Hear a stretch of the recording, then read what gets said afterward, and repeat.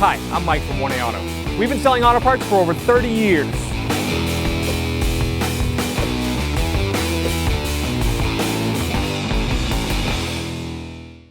Hey everyone, Sue here from 1A Auto, and today we're going to be doing an oil change on a 2012 Chevy Traverse. I'm going to show you the drain plug, how to fill it, what type of oil. If you need any parts for your car, click on the link below and head on over to 1AAuto.com. So once you pop the hood from inside, the release hook is right in the center.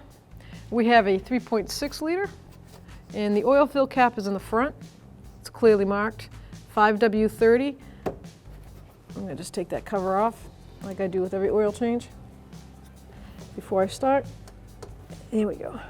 That way it just tells me that there's going to be no oil in this, and not to forget to add oil if I walk away or if someone walks by and says, oh, we shouldn't start it, I don't know if there's oil. So now I'm going to raise mine up, get ready to drain it.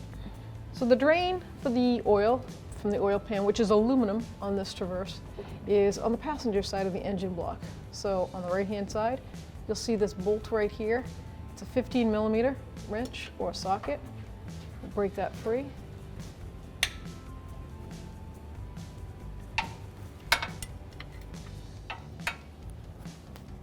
Put my catch pan underneath it.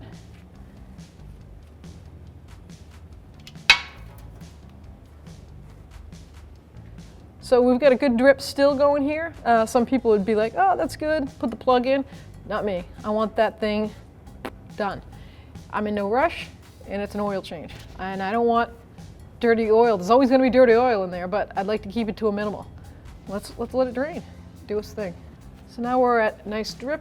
It's just dripping along here, but I checked the plug out, and this gasket comes with the plug. So I'm gonna look at the threads. Everything's in good shape. The rubber gasket's not torn. So at this point, I'm not gonna replace it. I'm just gonna put it right back in and snug it up.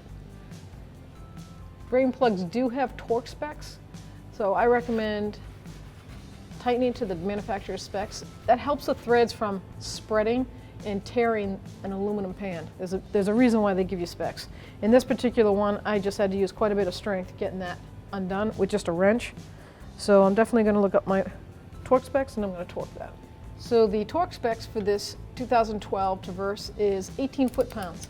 So I got myself a 15mm socket, set my torque wrench to 18, and that's it. I'm gonna get some parts cleaner and clean that up. Now the oil filter is located midway up the front of the engine here, so the only way to really get at it is to lower the vehicle. We'll put a catch pan down here and we'll loosen it up from the top. So from the top view, you can see the oil filter. It's that white canister. And I'm gonna have to put my arm down there without the camera. It's kind of a tight fit. I got an oil filter wrench, and I'm gonna be turning counterclockwise. I have a catch pan underneath. So now I'm gonna reach down and loosen the filter. So just pull it up from the bottom this way and bring it on over to your oil bucket and drain it. Now that the oil filter's out, I got a clean rag and I'm gonna reach my hand down. I won't be able to see anything, but I can feel where the actual oil filter hits the engine block, and I'm taking a clean rag and I'm gonna clean the surface. Basically, you're just making sure that the rubber gasket's gone. Sometimes it sticks and lays behind, and you don't want any grease or sand from the engine block if you hit it to be resting on the surface. Just get rid of all the old oil around it. Make sure I don't feel anything wrong. Feels good.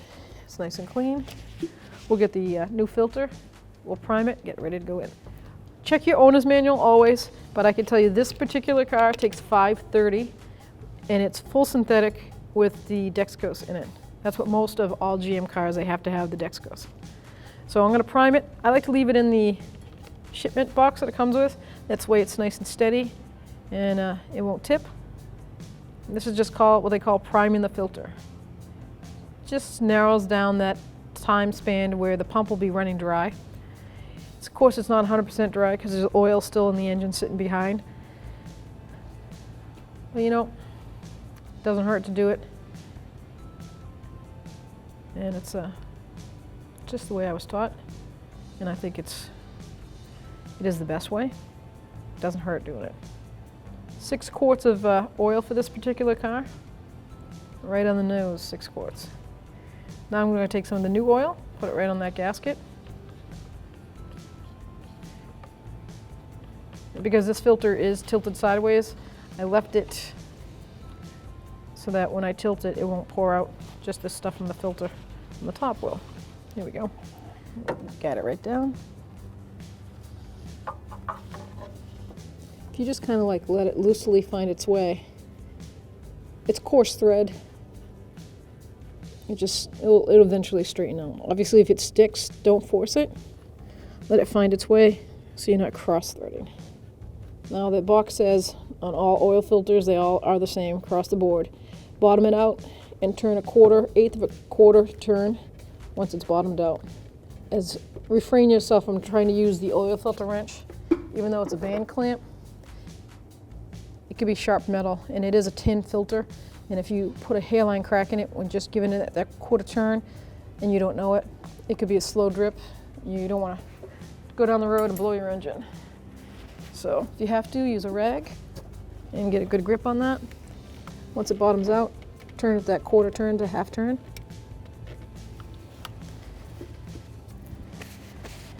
And we're ready to add our oil.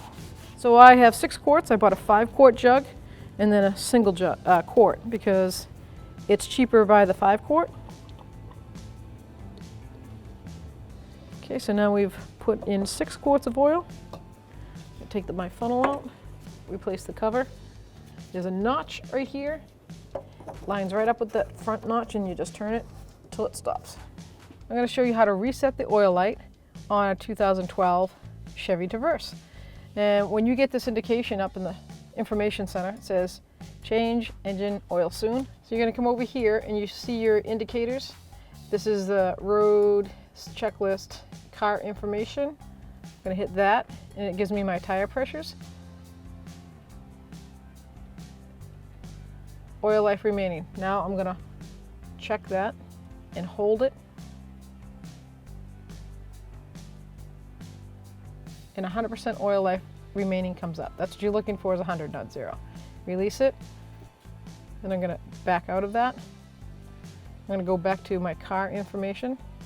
There we go. There's my mileage. There's my odometer. Turn the key off. Turn the key back on. Yep. And now the indicator saying oil change is gone. So it's preset at 100.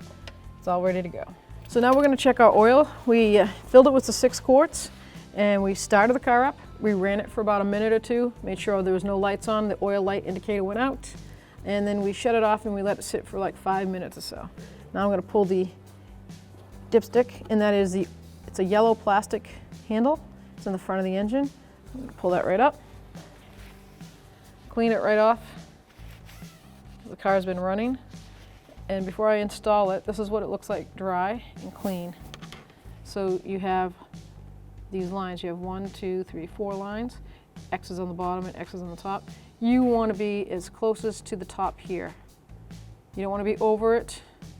Anywhere in between the bottom X's and the top X's, these 2 lines, is acceptable. Let's see where we're at.